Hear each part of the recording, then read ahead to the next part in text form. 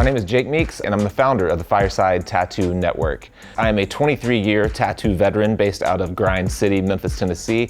I currently work out of a private studio and travel the world doing large-scale tattooing. Yeah, tattooing is a different world than it was when I first entered. In the 90s, I didn't know any real artists in tattooing. I called tattooing tattooers because it was more of a trade at that point, much like a plumber or a welder. It took skill, but it didn't necessarily take an artist.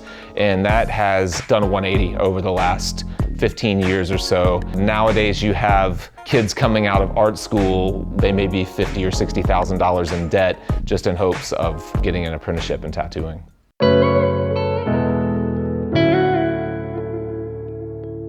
Yeah, Clientele is so much more educated than it used to be. There used to be a mindset that if you could do a nice Japanese tattoo, then you could do a nice portrait. If you did a really beautiful black and gray flower, then you could do a color dragon. And now the Clientele has learned to evaluate portfolios, recognize the strengths in certain artists and go to them for what they do. That's been great for artists too, because it allows them to really specialize and hone their skills in a certain discipline within tattooing. Yeah, they're absolutely specialists in tattooing. Portrait work being a perfect example of that. If you are a color portrait artist or a black and gray portrait artist, it's likely all that you do. In order to pull off portraits at the level that is expected today, you really don't have time to work on illustrative tattoos, geometric tattoos, or anything else. All of your time has to go into becoming a better portrait artist. Tattoos are for everyone, and the one thing I would say is that the price point of tattooing has, if anything, has made it more difficult for young people. It's become such a specialized art form that it's expensive to get really nice tattoos. So I find that my clientele is mostly professionals and rarely kids. How do you feel about this tattoo? You switched tattoos on me. That looks like a tattoo that was done by someone that was throwing darts at a board, just trying to solve problems, but with no real understanding of what makes a design tattooable, no real understanding of how to use contrast or establish a hierarchy in shapes. And it's very common with a lot of beginning tattooers and really with a lot of experienced tattooers up until just recently. Do you feel like bad about it when you see it? Or? I feel bad for whoever's wearing it. Okay. Sorry, brah. I also feel bad for this person. I probably feel worse for the other person, but I don't feel great for this person. So this one has similar problems. It's a color tattoo where the other one was black and gray, but all of the colors sit at about the same place on the value scale. So if we did if we pulled this thing into Photoshop and dropped it to black and gray, you would just see a lot of medium grays and you wouldn't see many darks or many lights. What would you do differently? Everything. First thing you would do is base your decisions off of a single light source and strong contrast. You want to establish that a hierarchy in shapes and in value early on. The reason that these tattoos happen a lot is that using strong contrast and light sources reveal drawing weaknesses. So if you don't know how light reveals form, your mistakes are very obvious. So to make up for that, a lot of beginning tattooers and artists in general stay in the midtones, and nothing is dark and nothing is light. Staying in midtones feels safer, but to anyone who knows what they're looking at, it just shows that you don't have a solid understanding of the foundations that make up good drawing. So how did the person feel after they got the tattoo? I think that at this point in time, this was a different time in tattooing. This was really a pretty solid tattoo at that time. I took a photo of it and put it in my portfolio. So what does that tell you? And what do you think about this one? So this tattoo is a little different than the ones we've looked at up to now. It has multiple subject matters. And so what it does not do well from the very start is establish a clear hierarchy of shapes.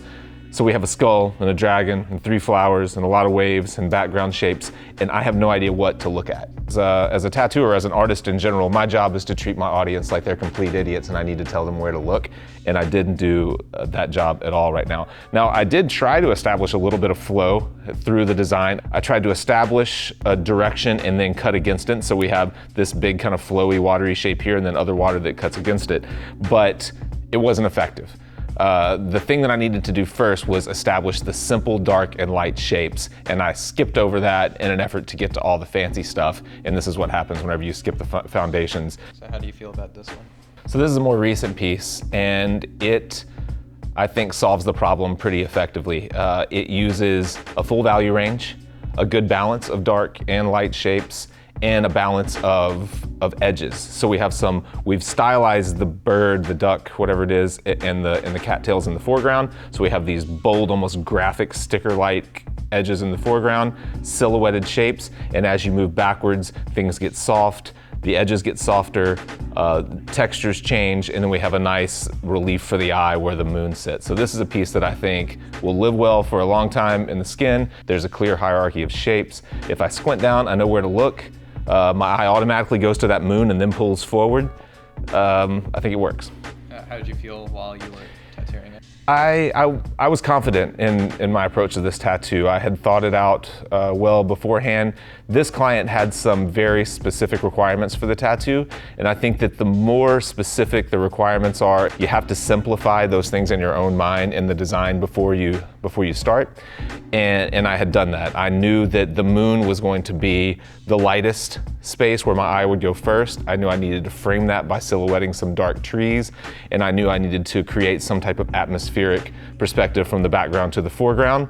So I basically just followed a simple process and was confident throughout.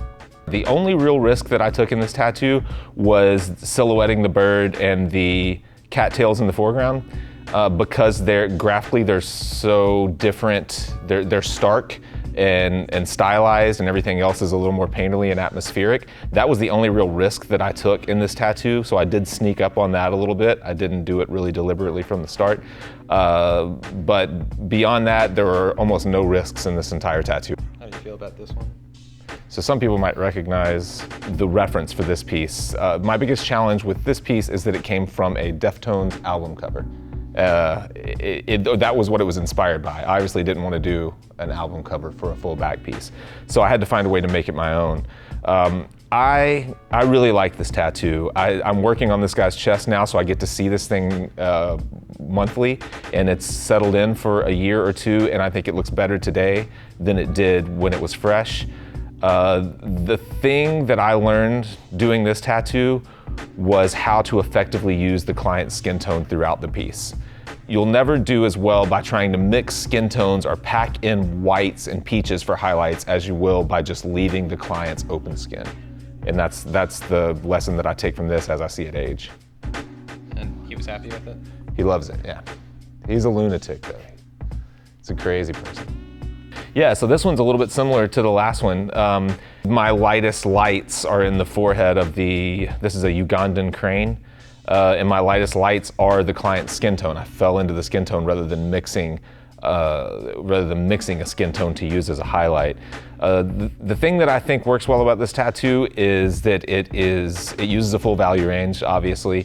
There's a lot of darks in it, and there are a few lights, but what I think that I took most from this tattoo is I can make a tattoo strong and dynamic without using bright color. There's almost nothing bright in this. Everything is muted. I used a full value range, a variation of textures, and a variation of edges to create a tattoo that I think is really dynamic and will hold up well for a long time. They were happy with it? I hope so. I think he is. He's a very quiet guy. He's one of these that he looks at his tattoo and he goes like, yeah. I want to give a special shout out to this video's sponsor, S8 Tattoo. You can check out all of their fantastic tattoo products through the link in the description below. Use the code Fireside to get 10% off of any tattoo product. Thanks again for watching, everyone. Be sure to check out our website at firesidetattoo.com for tons more content, including our weekly video podcast, our Fireside Technique series, courses, workshops with top tattooers and painters, and also unique Fireside merchandise. And be sure to subscribe for more exciting content coming soon. We'll catch you in the next video. What is that? It's cool.